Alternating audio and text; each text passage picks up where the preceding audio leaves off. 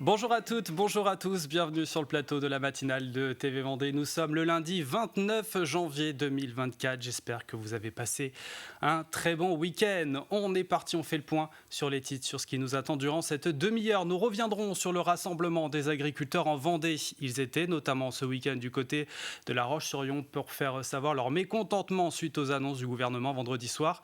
Mesures insuffisantes et superficielles selon eux. Il sera question des difficultés aussi de recrutement dans le secteur agroalimentaire, difficultés qui ont doublé en 8 ans. Un rendez-vous dédié aux entreprises de ce milieu a eu lieu pour tenter de trouver des solutions. Il sera question de santé aussi, avec un système innovant, thérapeutique qui nous vient du centre de soins de Villa Notre-Dame à Saint-Gilles-Croix-de-Vie. Et puis dans le dernier quart d'heure, place au plus de l'info, la météo de l'emploi et bien sûr l'extrait. Le lundi, il s'agit des passionnés. Le jeu de la semaine, notre partenaire, c'est la Petite Soupe. Ils sont basés à Némy et il vous est offert le coffret La Boîte qui fait miam. Ce sont essentiellement des produits locaux et de saison. La question arrive, il faudra répondre correctement à celle-ci pour emporter ce cadeau. Le premier indice pour vous mettre sur la voie également. Avant tout ça, la météo. Le week-end a été plutôt beau sur la Vendée. La semaine s'est terminée avec quelques belles éclaircies, mais on commence pas la semaine de la même manière. C'est la grisaille qui va s'imposer aujourd'hui sur notre département, à commencer par ce matin. Température douce de 10 à 11 degrés. Cet après-midi, pas de changement annoncé. Les nuages seront encore assez nombreux et ne laisseront pas de place à la luminosité du soleil. Ils n'apporteront cependant pas de pluie. Nous resterons au sec avec un mercure qui sera une nouvelle fois au-dessus des normales de saison puisqu'il fera entre 13 et 14 degrés. Concernant les marées maintenant, la carte nous dit que la pleine mer est passée ce matin à 6h32. La suivante, ce sera dans la soirée à 18h49. Et concernant la basse mer, c'est à 13h pendant la pause déjeuner. Coefficient marée aujourd'hui 78-76. Les marchés alimentaires. On a Noirmoutier, les Sables d'Olonne ou encore, comme vous pouvez le voir sur la carte, Jars-sur-Mer. Ça se passe du côté du littoral ce jour, mais aussi dans le sud-est de Vendée. Il y a un marché alimentaire du côté de Benay. Une inforoute depuis ce lundi et jusqu'au 16 février, le département de la Vendée va procéder au remplacement d'un aqueduc sur la RD 22 entre la Barre-de-Mont et Beauvoir-sur-Mer. La liaison est assurée par une déviation empruntant les RD 51, RD 38 et RD 38C. Nous sommes le lundi 29 janvier 2024. Le 29 janvier, nous souhaitons une bonne fête aux Gilda et aux Chély. Journée mondiale des lépreux. Aujourd'hui, cette année, c'est la 70e édition. C'est aussi celle du caviardage, une technique d'écriture créative qui consiste à biffer un message original en barrant en la grande partie d'un texte long. Coup d'œil vers le ciel pour vous dire que le soleil va se coucher ce soir à 18h04. On est bon pour les infos pratiques. Place au journal 100% Vendée de la rédaction.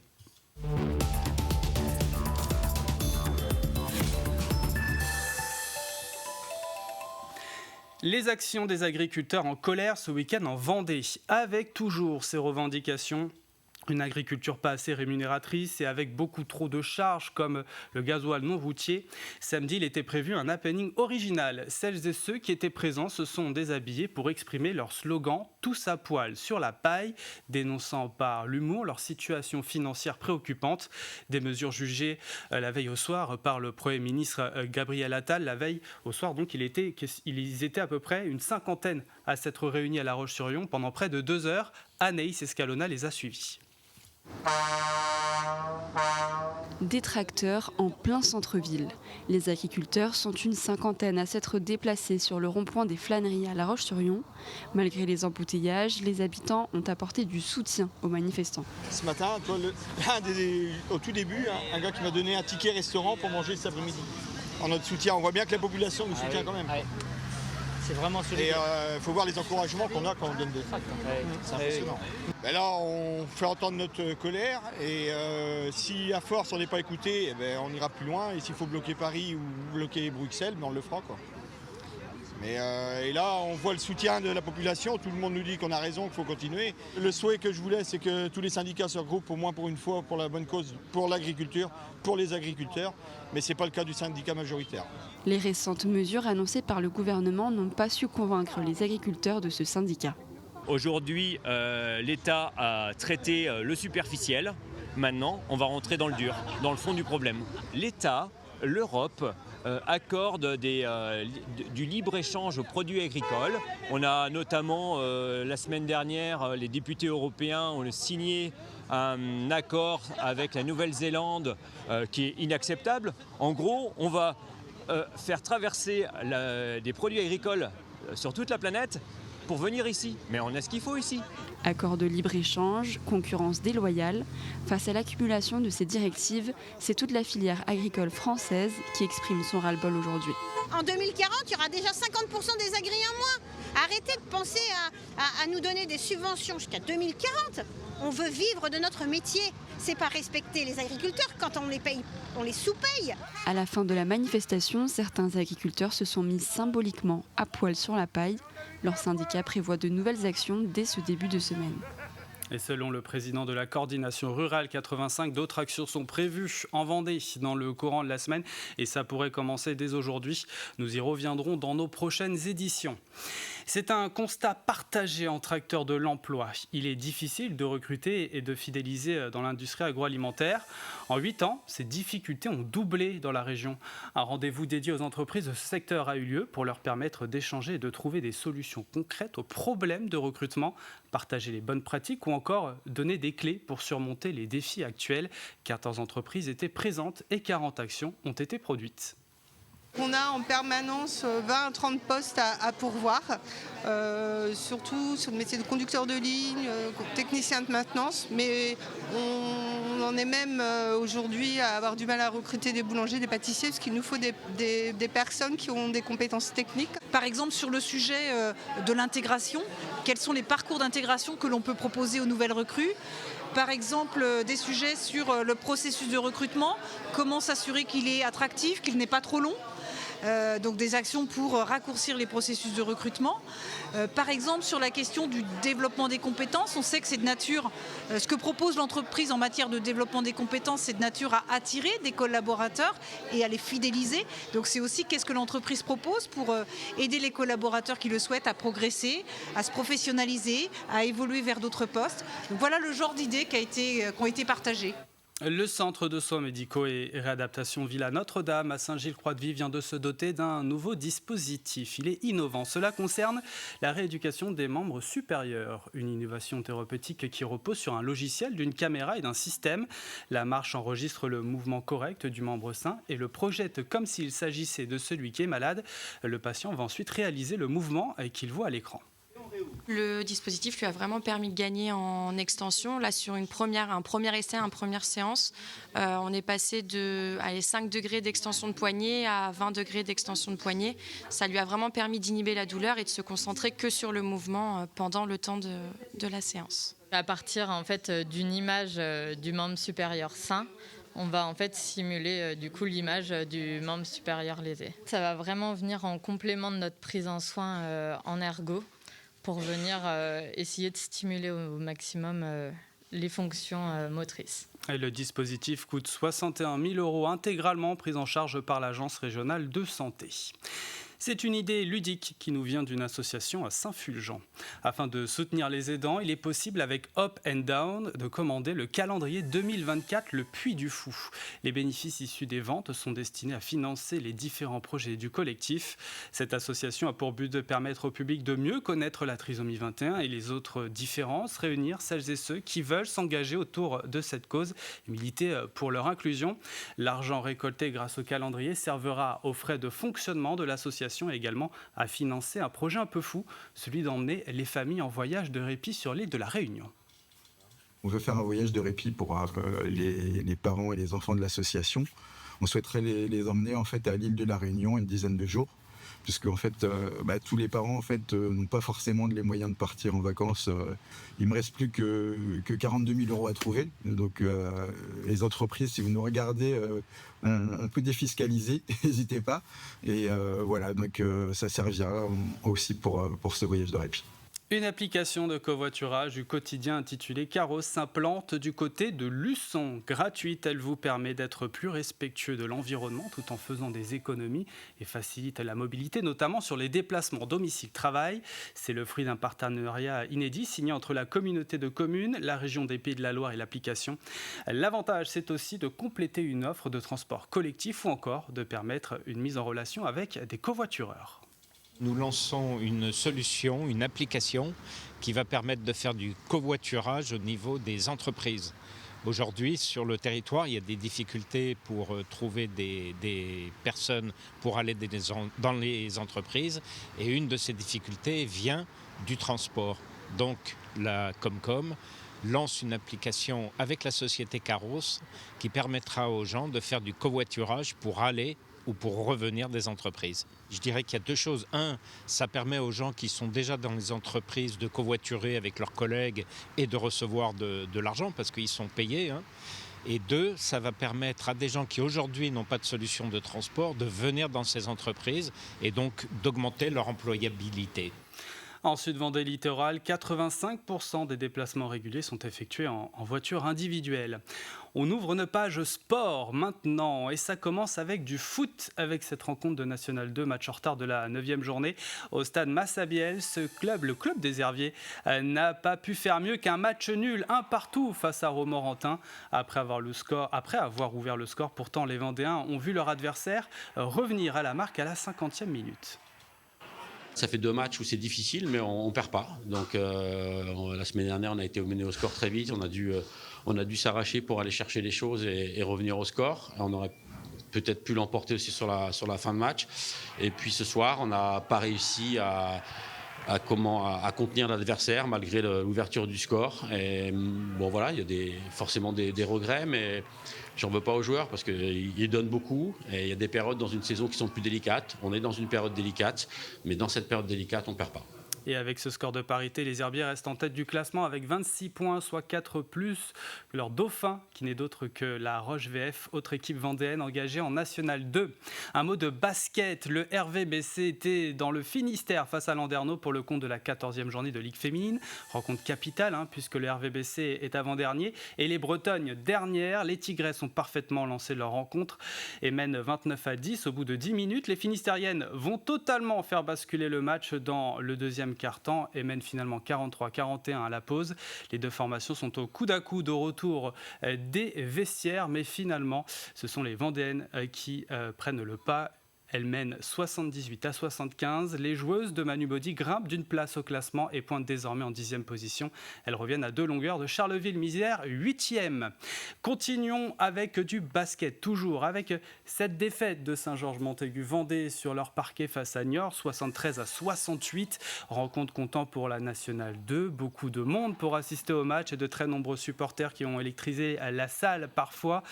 Mais ça n'a pas suffi pour les Vendéens qui doivent s'incliner face à des Niortais qui ont mené durant toute la partie. Saint-Georges a tenté pourtant quelques remontées, mais sans succès. On rate un petit peu, on va dire, pas forcément notre entame de match, mais notre deuxième quart. Deuxième mi-temps, on revient bien. Après, sur certains moments clés, on est un peu fébrile, on rate certaines petites choses.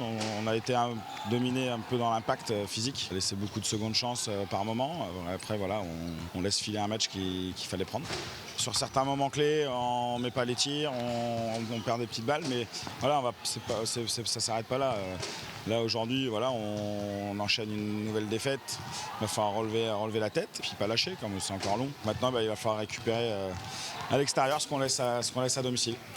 Et puis la 15e édition des foulées du Minjo a rassemblé 1500 personnes sous un temps agréable. Les coureurs des différents parcours ont pu admirer les beaux paysages qui longent la Sèvre sur un terrain alternant montée et descente. Julien Cugnot remporte haut la main le parcours des 37 km pour sa première participation à cette course.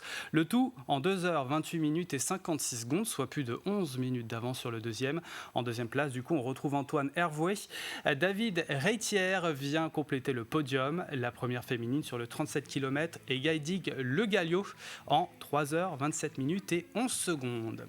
Voilà pour l'essentiel de l'actualité en Vendée. Passons tout de suite aux prévisions météo détaillées du jour avec un début de semaine qui commence sous la grisaille qui s'impose aujourd'hui sur notre département un petit peu partout et les températures sont douces.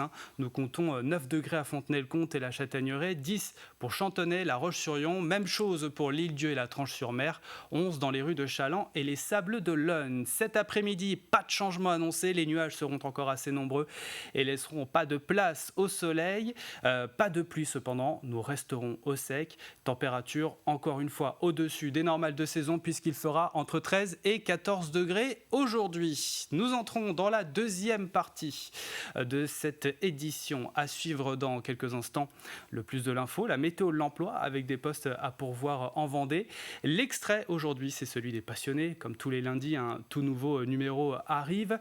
Tout à l'heure d'ailleurs, rencontre avec une passionnée par le cuir et nous terminerons avec le jeu, avec une toute nouvelle question, un tout nouveau lot à remporter. Mais avant, c'est le plus de l'info.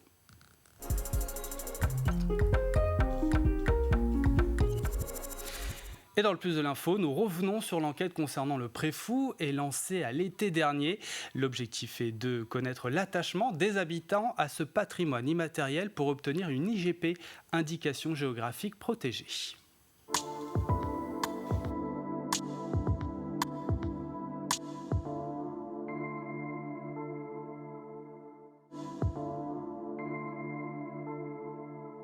L'enquête, c'est effectivement de démontrer l'attachement du Vendéen, l'attachement des consommateurs à ce Préfou qui lie vraiment au département de la Vendée. Et nous, notre travail, c'est ensuite de faire reconnaître en fait cette recette, ce Préfou, sur une indication géographique protégée, par exemple, qui va délimiter la production sur une zone géographique reconnue. Et l'intérêt, c'est qu'une fois qu'on aura cette indication géographique protégée, qui peut demander un peu de temps, jusqu'à 4, 5 ans, allez, on va dire 4 ans, eh bien, une fois qu'on a ça, ça veut dire que ce n'est plus délocalisable. Et donc, le produit va rester sur le département, sera produit sur le département, et tout ce qui est valeur ajoutée, tissu économique, tissu social, restera sur le département. Et ça, c'est important pour notre territoire. Il faut différencier deux choses, c'est le système de production et le lieu de production et le lieu de vente. En fait, dans une indication géographique protégée, on va voir où ça va s'arrêter en fonction de ce que va nous dire l'enquête.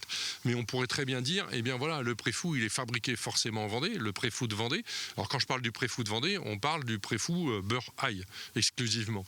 Et donc on va faire que le Préfou de Vendée soit fait, produit en Vendée. Par contre, il peut être vendu n'importe où en France, il peut être exporté bien sûr, au contraire. Mais par contre, la production jusqu'au conditionnement ne sera fait vraisemblablement que sur le département de la Vendée ou sur une zone géographique bien reconnue, quoi. Ça va être une reconnaissance déjà pour la Vendée et puis pour tous les artisans boulangers de la Vendée. Ne pas dénaturer le produit aussi par toutes les façons qu'on voit au jour d'aujourd'hui. Donc pour nous, ça va être tout va être bénéfique, je pense.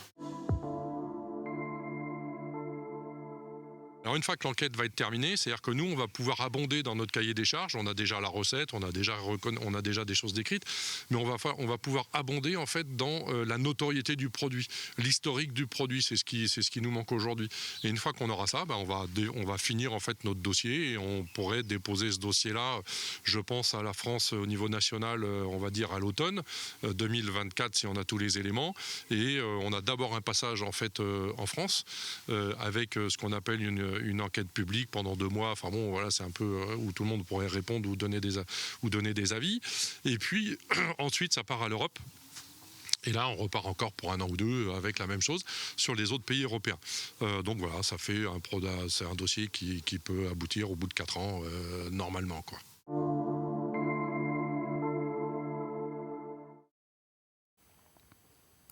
Et voilà pour le plus de l'info à retrouver sur TV Vendée ce lundi, mais aussi sur notre site internet. Avant de passer à l'extrait du jour, je vous propose de jeter un œil vers les offres d'emploi près de chez vous.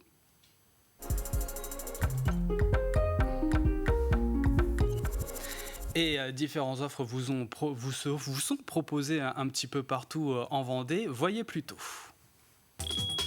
Au Poiré-sur-Vie, l'entreprise 26 recherche en CDI un technicien en électrique et électronique embarqué. Idéalement, vous détenez des connaissances en électronique, ainsi que dans le milieu des machines mobiles off-road. Vous devez avoir un niveau d'études DUT BTS au minimum. À la Jodonnière, l'entreprise Deschamps recherche un technicien de maintenance. C'est un poste en CDI. L'entreprise recherche une personne ayant des connaissances de base en mécanique, hydraulique et électrique, des capacités à travailler au sein d'une équipe, des connaissances des outils, leur utilisation et la lecture de plans, une aisance relationnelle et connaître les méthodes de montage et démontage.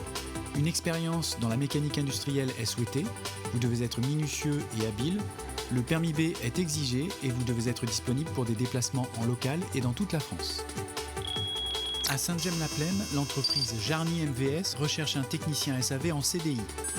Les profils recherchés doivent au minimum avoir un niveau BEP CAP maintenance matériel agricole et ou des expériences de minimum 2 ans en tant que mécanicien matériel agricole.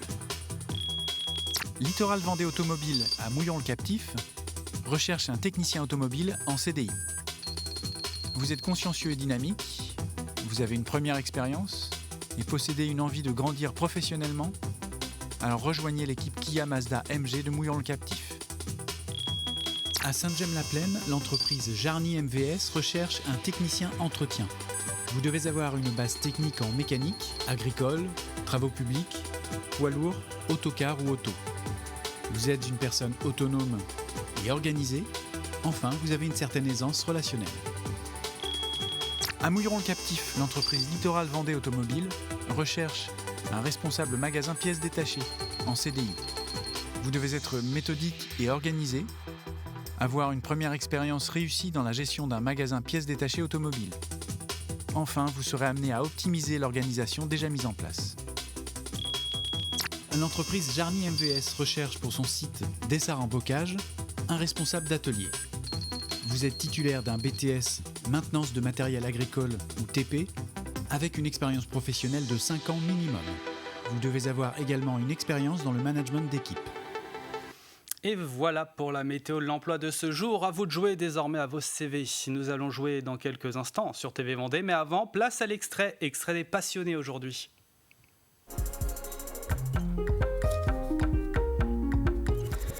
Et dans l'extrait, nous partons à la rencontre d'une passionnée par le cuir. Grégoire de Châtillon a pu s'entretenir avec Laurence Boursereau dans ce numéro à retrouver tout à l'heure. Tu as des clients qui te demandent des choses que tu personnalises, tu bosses sur commande, mais à partir d'une matière première que sont ces cuirs avec pas mal de diversité finalement. Oui, je travaille avec 2 types de cuirs, alors des cuirs plus fermes et des cuirs souples. Beaucoup de cuir au tannage végétal, c'est-à-dire à base d'écorces d'arbres, de feuilles, tout ce qui est végétaux, qui est moins polluant en fait, le tannage végétal. Là, on peut voir différents types de cuir, plus ou moins épais. Comment tu les choisis, ces cuirs, avec des fournisseurs que tu connais, qui travaillent bien, qui viennent souvent d'Italie, parce que je crois qu'il y a une réputation là-bas. Oui, des cuirs italiens ou cuirs qui viennent du Portugal. Donc c'est des cuirs de très haute qualité, surtout les cuirs italiens.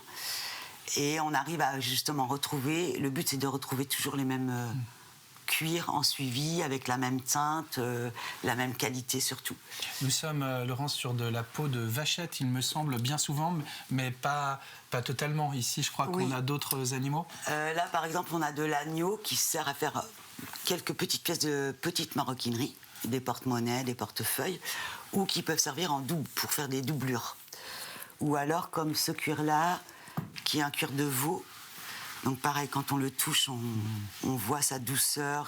C'est toujours une matière très très agréable au toucher. On se rend compte de la souplesse et de la solidité aussi, en fait, on le sent.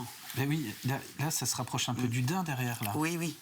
Laurence, entre un cuir souple et un cuir plutôt rigide, là, il y a vraiment un processus différent dans la partie tannage. Oui, exactement. C'est le tannage, là c'est le même cuir, c'est un type de vachette, comme celui-ci.